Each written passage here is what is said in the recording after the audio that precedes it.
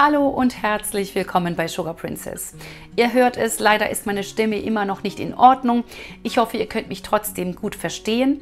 Ich zeige euch heute eine erfrischende Blaubeertorte, die ihr ohne Backen zubereiten könnt, wenn ihr das wollt. Ihr könnt aber auch noch, wie ich das jetzt hier in diesem Video mache, meinen dunklen Biskuit mit einziehen, falls ihr noch einen Boden übrig habt, zum Beispiel von den vergangenen Torten. Oder aber sie wirklich, wie gesagt, ohne Backen zubereiten. Sie besteht aus einem leckeren Krümelboden und einer fantastischen Blaubeer-Buttermilchcreme und, ja wie gesagt, meinem dunklen Biskuitboden. Obenauf ist sie natürlich auch schön dekoriert mit dem Blaubeerspiegel und Blaubeeren. Wie könnte es anders sein? Und wir starten gleich mit der Zubereitung unseres ganz einfachen Krümelbodens. Für den Krümelboden benötigen wir so leckere Schokoladen-Butterkekse. Die werde ich mir jetzt noch im Mixer fein zerbröseln. Wenn ihr keinen Mixer habt, dann könnt ihr natürlich auch einen Gefrierbeutel nehmen und mit dem Rollholz einfach drüber rollen. Dann werden sie auch schön fein. Und wir geben uns dann hier die geschmolzene Butter und die Schokolade hinzu. Und daraus entsteht dann unser Krümelboden. So, meine Kekse sind fein gehäckselt. So, und dann gebe ich mir zu der Schokolade noch die Butter hinzu und schmelze das beides.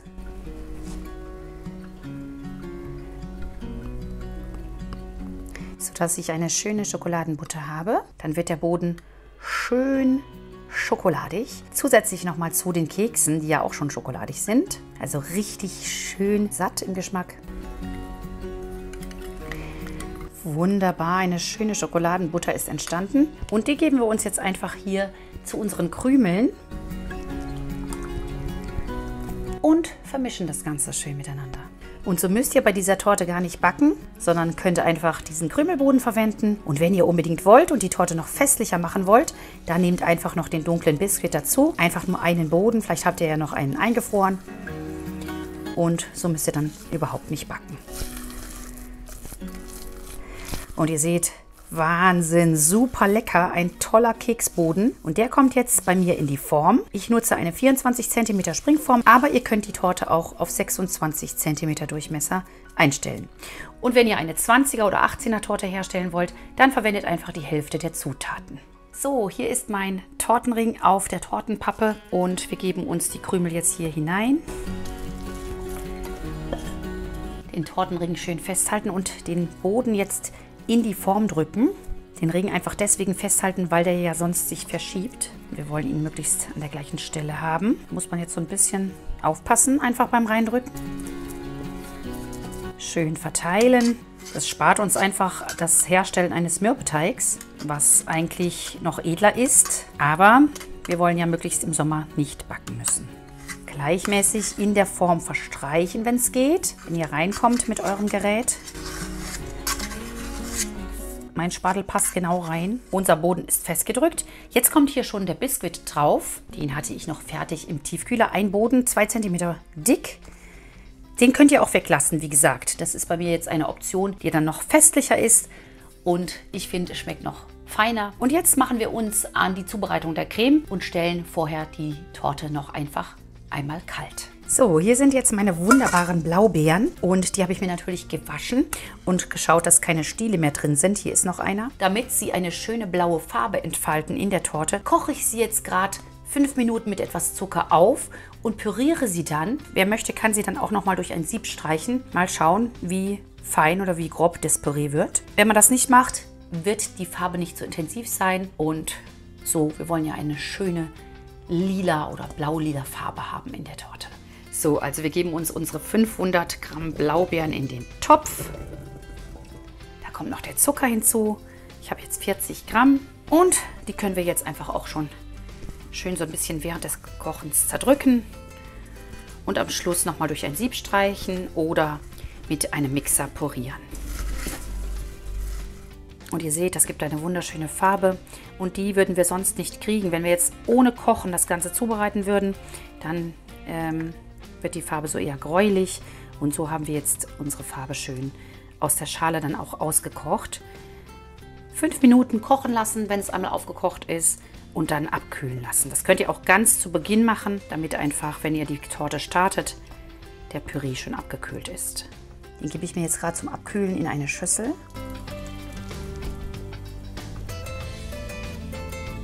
Wunderschöne Farbe. 90 Gramm von dem Püree müssen wir uns abnehmen für den Spiegel. Das nicht vergessen. Und wir lassen jetzt das Ganze erstmal abkühlen. Und in der Zeit schlagen wir uns die Sahne steif und weichen die Gelatine schon mal ein. So, hier sind meine 9 Blätter Gelatine. Gerade kaltes Wasser dazugeben und sie 5 Minuten einweichen lassen. Dieses Wasser wird nachher nicht verwendet. Das wird nur ausgedrückt und verworfen. Wir verwenden nur die ausgedrückte Gelatine. Bei Agatine müsst ihr euch am besten den Blaubeerpüree 2 Minuten sprudeln kochen lassen mit der Agatine und dann genauso angleichen, wie ich es gleich mit der Gelatine zeige. Das gerade beiseite stellen. Während die Gelatine nun einweicht, können wir uns schon die 400 Milliliter Sahne mit etwas sahnefest steif schlagen und sie dann gerade beiseite stellen, kalt stellen und uns dann an die Buttermilch-Blaubeermischung machen.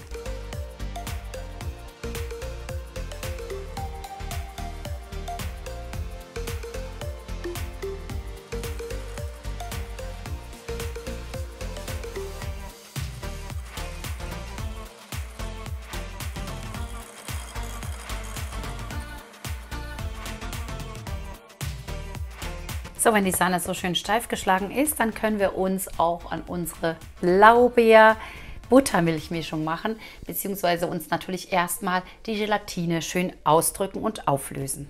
Und die drücke ich mir jetzt einfach so zwischen den Händen aus, denn ich möchte das Wasser nicht verwenden und gebe sie hier in ein kleines Töpfchen. Das kann auch ein Kochtöpfchen sein und das Einweichwasser kommt weg. Ich weiche mir die Gelatine immer gerne in der Mikrowelle ein, achtet aber dabei darauf, dass sie nicht kochen darf. Also nur 15 Sekunden hineingeben, das reicht dann schon. Und ihr seht, die Gelatine ist aufgelöst, gerade ein bisschen zur Seite stellen. Zu unserem Blaubeerpüree kommt jetzt die Buttermilch hinzu, 500 Gramm und nochmal 60 Gramm Zucker.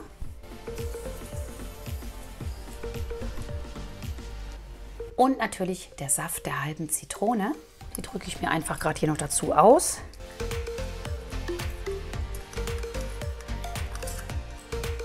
Das gibt dem Ganzen eine schöne Frische. Schön miteinander verrühren. Und ihr hört den Zucker noch, bis der Zucker sich aufgelöst hat. Ich nehme da immer gern Feinzucker, dann geht das einfach schneller. Sonst muss man so lange rühren. Und ich habe das Ganze jetzt wirklich nur püriert im Thermomix und nicht durch ein Sieb gestrichen. Ich finde das nicht so schlimm, wenn da noch kleine Stückchen drin sind. Aber wenn ihr das ganz fein haben wollt, dann solltet ihr den Püree nochmal durch ein Sieb streichen. Und jetzt ist diese Flüssigkeit natürlich etwas zu warm. Deswegen müssen wir uns das Ganze angleichen und geben einfach 3 bis 6 Esslöffel von der Buttermilchcreme jetzt hier hinzu, sodass die Temperatur sich schön angleicht. Und jetzt können wir die angerührte Gelatine hier zu der Buttermilch-Blaubeermischung dazu rühren. Dann klumpt da auch nichts. Und alles ist perfekt vorbereitet für die Sahne. Ein bisschen angelieren lasse ich mir das Ganze noch, gerade 10 Minuten in den Kühlschrank. Und dann können wir die Sahne auch schon hier unter diese wunderschöne Blaubeercreme heben. So, die Creme ist leicht dicklich an den Rändern. Das bedeutet, sie ist etwas angeliert. Jetzt können wir uns die Sahne hinzugeben.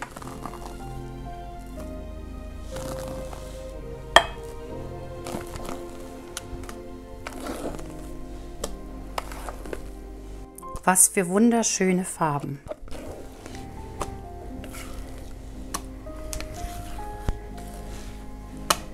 Und gerade unterheben vorsichtig.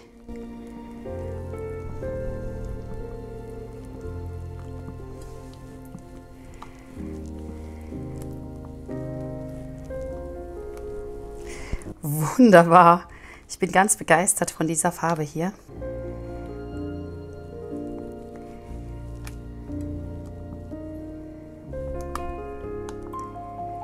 Schauen, dass wirklich alles miteinander schön verrührt ist, homogen.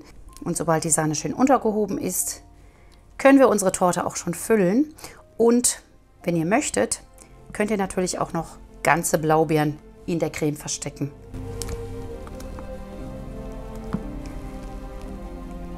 Wunderschön. können die Torte füllen.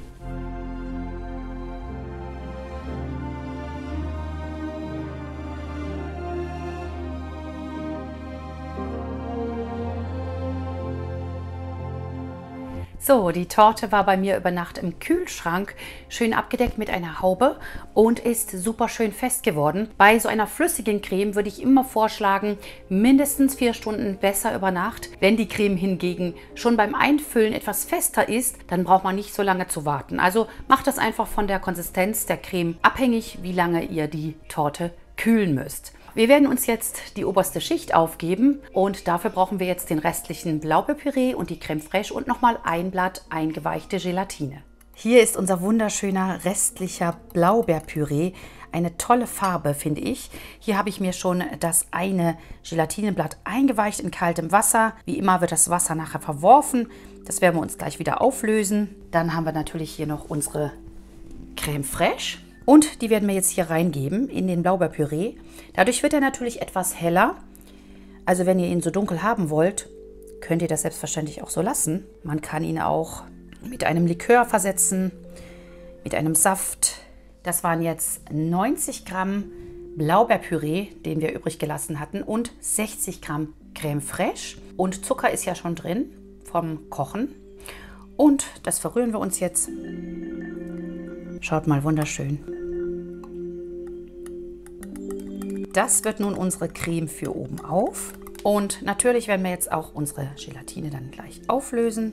Erst ausdrücken, in ein kleines Gefäß geben oder in ein kleines Töpfchen und gerade erwärmen, nicht kochen. Ich mache das in der Mikrowelle in wenigen Sekunden. Bei einem Blatt geht das ganz, ganz schnell und dann wird das angeglichen und hier in unsere Creme gerührt. Und dieses Wasser kommt weg. Ich löse mir die Gelatine schnell auf. 5 bis 8 Sekunden, dann ist sie schon geschmolzen. Und wie immer gleichen wir jetzt hier an, indem wir einfach von unserer Creme jetzt etwas in die Gelatine rühren. So, jetzt geben wir hier alles noch mit hinzu, den Rest. Und dann kommt das Ganze auf unsere Torte. Sehr schön. So, dann verteilen wir unsere Creme.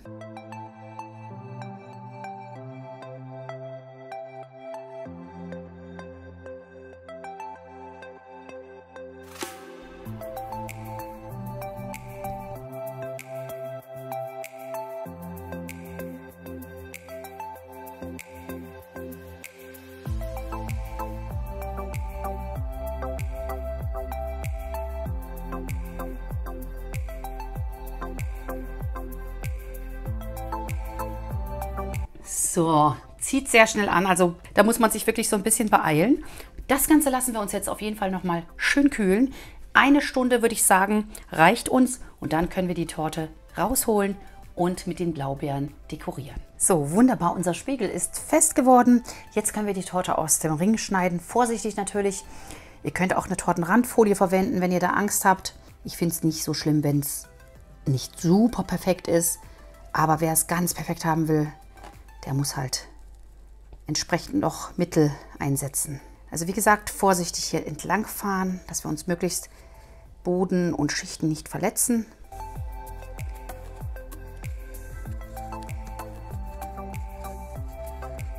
So.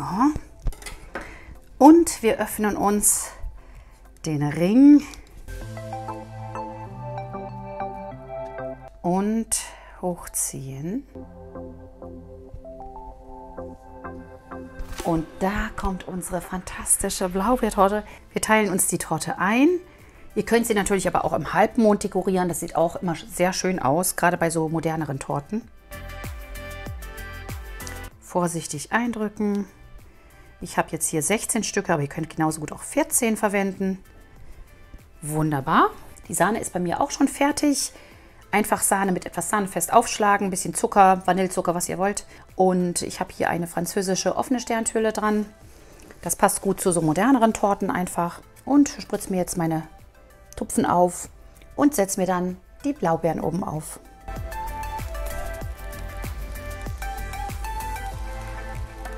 Ich spritze mir so eine leichte S-Form jetzt. Das ist mal was anderes.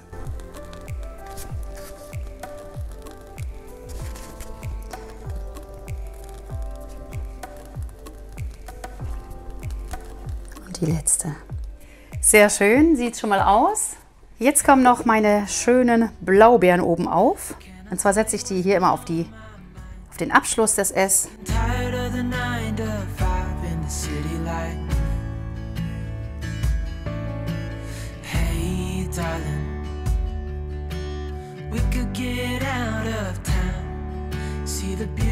Und die letzte Blaubeere. Richtig klasse sieht's aus.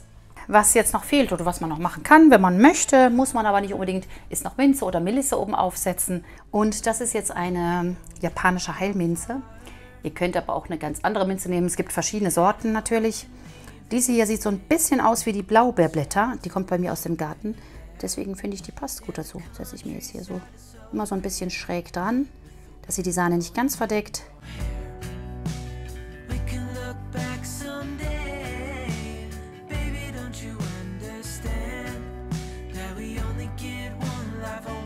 Und ihr seht, es macht dann einen ganz anderen Eindruck. Also man kann sich entscheiden, ob man es nicht auch ohne lässt.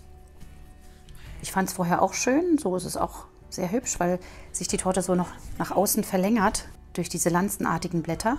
Das ist natürlich Geschmackssache. Ich finde, es sieht sehr schön aus. Schön festlich. Hey, darling, you know we're gonna have a really good time. Und das letzte Blatt. Wunderschön, gefällt mir sehr, sehr gut. Die Mitte könnt ihr natürlich freilassen oder sie auch noch schön dekorieren. Und einen kleinen. Eine schöne Blaubeere. Und eine schöne Minze. Und da nehme ich immer gern die Spitzen der Pflanze. Das sieht dann besonders schön aus. Wunderbar, unsere Torte ist fertig und sieht super festlich aus. Also ihr seht die verschiedenen Stadien einer Torte. Man kann sie weniger festlich dekorieren, indem man einfach nur die Sahnetupfen aufgibt und die Blaubeeren. Oder wenn man das Grün noch dazu gibt, macht es noch einen, ja, wie explodierenden Eindruck. Ist auch sehr schön für ein Sommerfest. Ja, wir werden sie probieren. So, das leckere Törtchen muss angeschnitten werden. Es sieht einfach sagenhaft gut aus. Schön sommerlich erfrischend. Ich nehme mal hier ein Stückchen raus.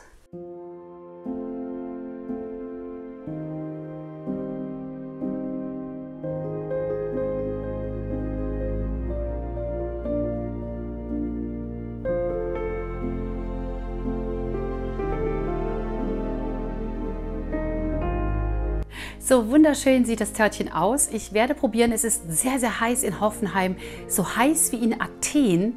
Ich weiß nicht, ob es bei euch auch so ist. Es ist hier, jedenfalls in Hoffenheim, hier im Kraichgau ist es immer der Wahnsinn. Es ist also ultimativ heiß. Ich schwitze schon richtig und freue mich jetzt auf eine Erfrischung.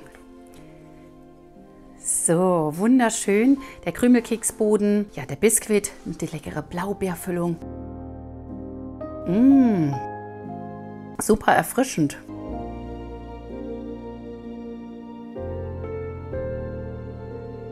Schmeckt toll schokoladig durch den Krümelkeksboden. Bei der letzten Torte war ich ja nicht so zufrieden mit dem Krümelkeksboden. Hier finde ich es richtig schön, richtig lecker. Es harmoniert schön mit der Herbheit der Blaubeeren. Ja, also eine tolle Sommertorte. Kann ich nur empfehlen. Schmeckt wirklich köstlich lecker. Super gut. Und auch mit dem Biskuit ist es eine tolle Kombination. Ich kann mir auch beides alleine vorstellen, auch den Biskuit nur mit der Blaubeere oder nur den Krümelkeksboden. Beides hat seine Berechtigung und beides ist bestimmt sehr, sehr lecker. Aber so ist es natürlich sehr festlich und ja, hat 3 verschiedene Komponenten. Die Knusprigkeit des Bodens, die Weichheit und Fluffigkeit des Biskuits und die zart schmelzende Creme. Also perfekt.